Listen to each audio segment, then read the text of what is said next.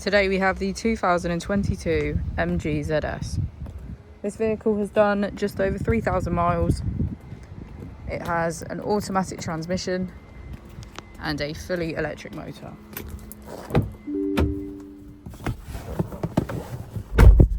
To the left of our steering wheel, we have cruise control as a feature, as well as our automatic headlights. On the right, we have voice control. Moving on to our screen, we can access our charging, Apple and Android CarPlay, radio and navigation. On our second page, we can access our energy management, settings, AC, our vehicle settings, and our 360 degrees camera.